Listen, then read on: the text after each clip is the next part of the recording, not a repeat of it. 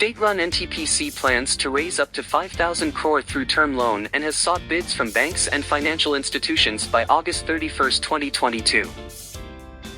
In its request for proposal, the company said that the proceeds of the loan shall be utilized towards capital expenditure for ongoing or new capacity addition, including takeover of projects, renewable energy projects, coal mining business, renovation and modernization program of various projects, refinancing of loans and general corporate purposes, among others. We hereby seek participation of banks FIs for the subject RFP, it said. The company said that the minimum amount of loan offered by the financial institutions or banks should be 500 crore and in multiples of 500 crore. The bids would be evaluated on the basis of quoted rate of interest. You are requested to quote the lowest rate of interest linked to MCLR or linked to any other market-determined external benchmark, the RFP document said.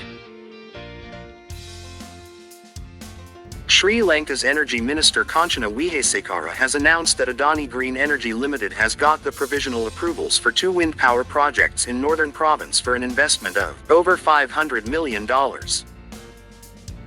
Adani Green Energy Limited is India's one of the biggest clean energy renewable company in India, and it is led by Adani Group.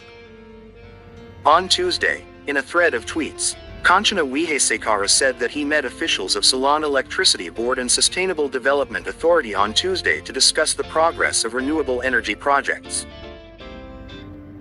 Adani Green Energy Limited was issued provisional approvals for 2 wind projects of 286 megawatts in Mannar and 234 megawatts in Punaran for an investment of over $500 million, he added.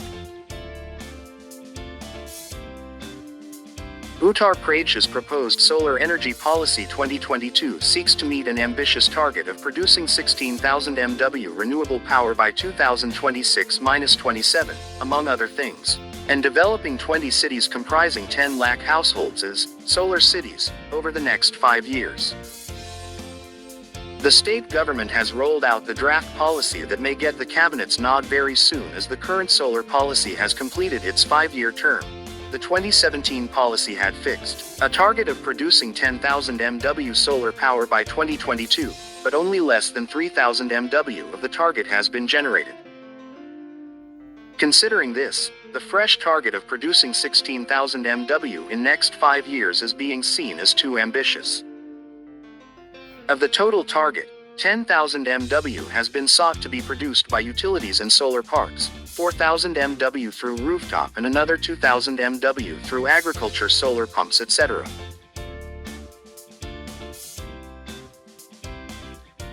The Ministry of Power's proposal to offer a uniform tariff for renewable energy procurement by states will address a key pain point that has emerged for such projects in recent years.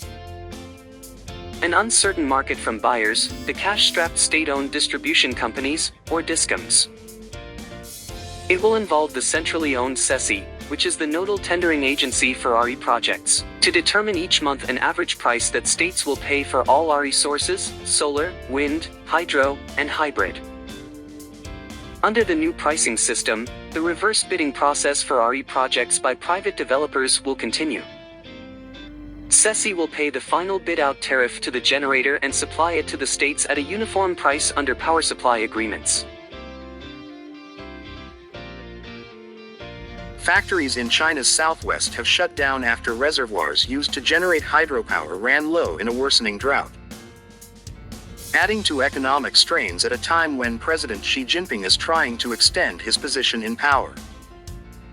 Companies in Sichuan province, including makers of solar panels, cement and urea, closed or reduced production after they were ordered to ration power for up to 5 days, according to news reports Wednesday.